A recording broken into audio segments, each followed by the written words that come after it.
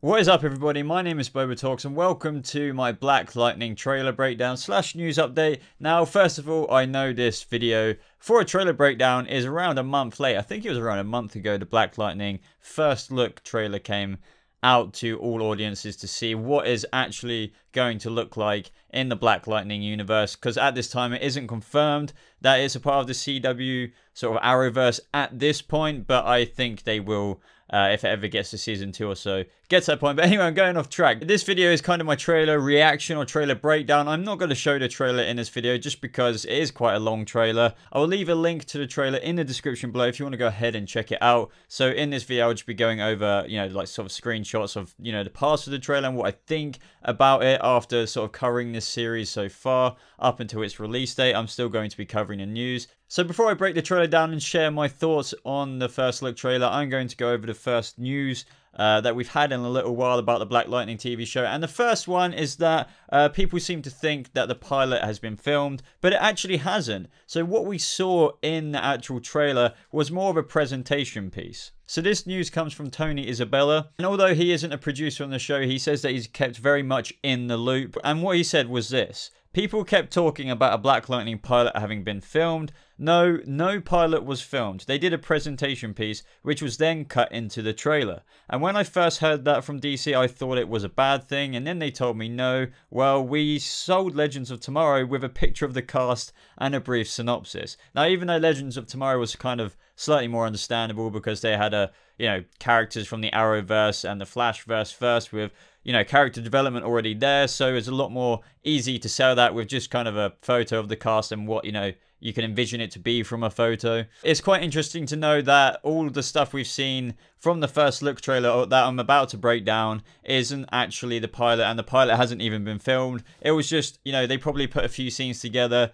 filmed it, to sort of present it, gave it to the big guys at DC, and they were like, okay, this looks cool, right, film the pilot, proper get into the story now. That is basically what's happened from the first look trailer. But ultimately, the takeaway from this is that what we saw in the first look trailer, what I'm about to break down, is what got shown first to the people who give it the big thumbs up, and that is what they did.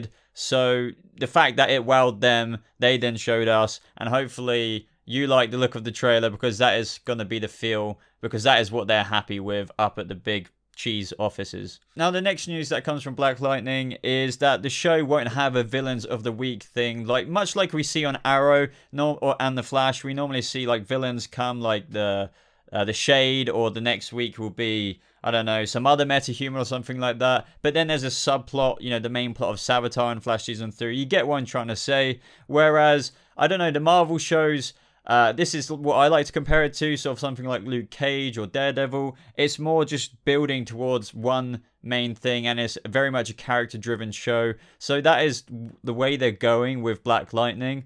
So the showrunners actually said this themselves. It's a character-driven show. I don't know if there's going to be a fight every week. There's certainly not going to be a villain of the week. I don't want to do that. We really want to explore the characters, even the villains. So hearing that is exactly why I compared it to one of, more of the Marvel Netflix shows, and how they don't necessarily have a villain of the week. It's more just one smooth main story plot going. Sure, there are some dull moments. Every show has sort of fillery moments, but it is certainly a lot less fillery than the Arrow and CW Flash shows, where sometimes, yeah, there's always a little bit of main development in the main plot of each episode, but sometimes you literally do get a whole episode full of sometimes a naff villain, and at the very end, maybe even in the post, just before the credits roll, you get that little main story drip fed to you in that episode, and you kind of left feeling like you want more. Hopefully Black Lightning won't do that to us.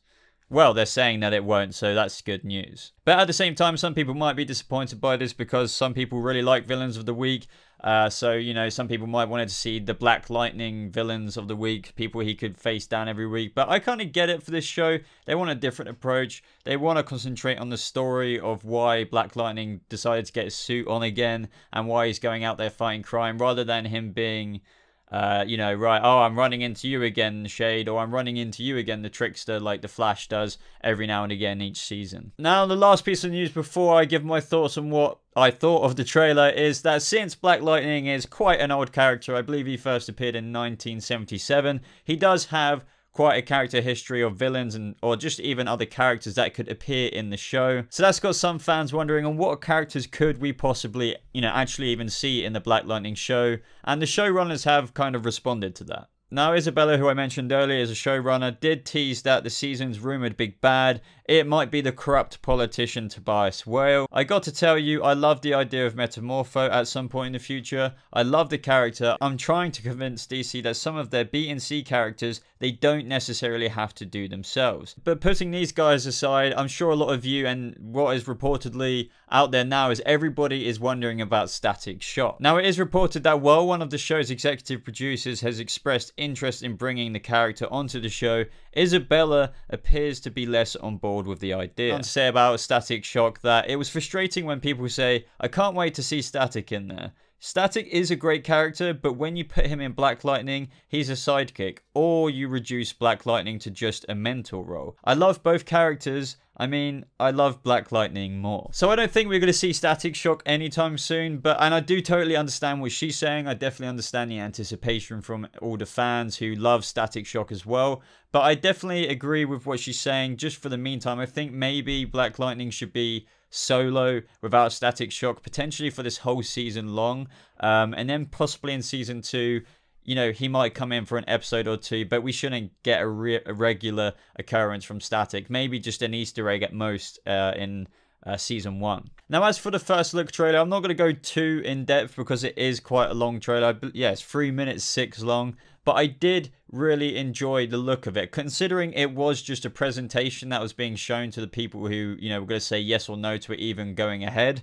It looks like they've done a really cool job, and it shows the potential the show has, considering they haven't even filmed the pilot yet. I love how in the beginning of the trailer they show Black Lightning before, when he was, suited up, and then how he was getting, more and more and more in trouble with the gangs, and now he had, a wife and 2 daughters to look after, and how they didn't really want him to continue on, considering the danger it posed. Even though it is a CW show, and how I personally feel it will somehow cross over with the Arrowverse one day, even though they're not going to do a 5-way crossover anytime soon, I do believe that if it gets to season 2 or 3, probably 2, they will somehow include, I don't know, a Cisco vibe, breach portal into Black Lightning's universe, something like that, but rather separate at the same time. But what I'm trying to say is I appreciate how it does have more of a Marvel feel to it, TV show, than the DC CW verse shows. And let me explain that for a second. It's kind of what I said earlier, and just how it reminds me of Luke Cage, more of a character driven show. I know, of course, the Flash and Arrow are like that, but it's not, doesn't have a weekly villain. It doesn't have anything like that. It's more just about Jefferson Pierce's journey, him going out to protect everyone from the 100, and the struggles that he's going to go through, considering he has 2 daughters and a family to look after, and the reason why he quit before and why he's decided to take up the suit again. I don't know, it just feels different. I really feel like with the CW Arrow shows and the Flash, sure, they do get their ass handed to them sometimes, but I feel like what they're trying to portray across here is that Jefferson Pierce really does have a bloody hard time as the Black Lightning, and that is because after every fight you almost see him in this trailer, he does almost walk off limping and battered and bruised. But whereas the Flash and CW, he might get stabbed in the back of the bloody foot, but he'll heal within an hour. And Oliver Queen is just so badass, and the fact that he's human and not meta at all, he can basically shake anything off, even if he breaks his flipping leg. Somehow it seems to be healed by the next week's episode. He's, you can't really touch a human vigilante character or leave him injured for too long. But on Black Lightning, they're really emphasizing the struggle of being a vigilante and having a family at the same time, and that is the different feel that I'm trying to explain here. And I'm pretty sure you guys can agree his suit looks incredibly awesome, and I do believe that his suit may amplify his powers a little bit. I'm not sure on that because, well, we don't properly know yet, but what we do know is, as I just said, it's got fire resistance levels. It's got to do the same protective stuff as what we would expect to see. It was really cool to see his daughter starting to get, his powers that has been passed on from her father. So I think that the suit may help output, or I don't know, sort of transfer his powers through the suit a bit more out there easier, if that makes sense. I know I'm explaining it in a weird way, but I think the suit sort of like vibes gauntlets or his eye goggles do in the Flash TV show. They kind of help draw his power out a little bit more rather than him just doing it like Gypsy does it. Cisco needs a bit of a helping hand with his tech. I feel that is the path they're doing with Black Lightning suit. It helps bring out his Black Lightning powers a bit more. On top of the typical protection like possible bullet protection, knife protection, fire resistance, so on and so forth. And just talking about the suit as well, the combat we see when he jumps down off that and the suit powers up. At first when I saw that I wasn't sure, but then when I looked at it again today when it lights up, because I remember it being, I thought it was slightly too LED cheesy, but then when I looked at it again, it actually does fit really nicely. Because I remember when I saw the suit photo that they released before this trailer, I thought, oh, that looks awesome. And then when I saw it starting to light up, I thought maybe they might go a bit over the top with it, but they did sort of balance it out. It's not too out there, it's not too like, it doesn't look too much like a toy suit. To me, it just looks like much more of a badass Atom suit. No offense to Ray Palmer or Brandon Routh's Atom suit, but this CW version of a technological suit really does take the cake. Now, the only thing I will say about his suit, I wish the eye goggles were sort of like the typical visor reflective so you can't see through it. I do like them, but I wish they were more like, you know, Master Chief's helmet with like a gold tint to it or a yellow tint. I don't know, but maybe that would be too much with the I don't know, I think it would go with the lit up bolts of lightning going down his chest. But maybe that can be an upgrade. We know how much suits change in the CW shows. They can, you know, constantly evolve, so I'm sure that will happen. I know a lot of people have said stuff like, isn't that Barry Allen's crime lab? I believe it is. They're just reusing a couple of bits. But, you know, that doesn't really bother me too much. But I do see how some people are frustrated and how they could have got a whole new place instead of Barry Allen's bloody crime lab. But ultimately, this trailer does look kick-ass. I know I didn't go too proper in depth, but to me, it cries out a lot more of a character-driven drama, you know, about this guy coming back into vigilantism, if that's even a word, I believe it is, after just not being able to take any more, because the whole city, as he said in this trailer, the whole city is ready to explode because of how much they are sick to death of this 100 gang. And he, you know, when he's walking through what seems to be that hotel corridor, when he's walking across those rooms at that hotel, he really is just walking with no F's given, and he's just like, you know, using his powers left and right, and then he throws that guy onto the car.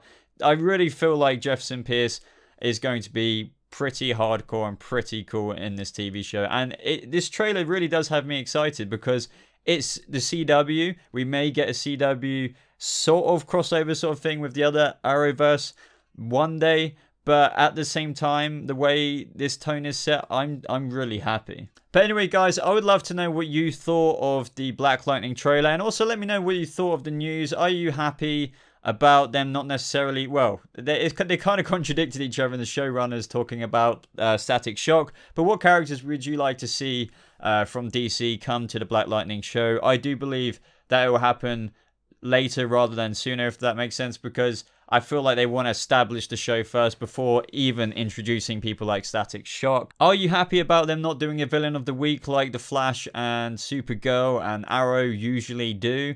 It's going to be more like a Luke Cage, Daredevil feel show where it's very character driven. If you hate that comparison, I'm sorry, but I really do feel like that vibe from this trailer. As I said earlier, I'm really happy that they're not doing a villain of the week, even though I'm sure they will do some mini bosses at some point, you know, mini villains at some point in the show.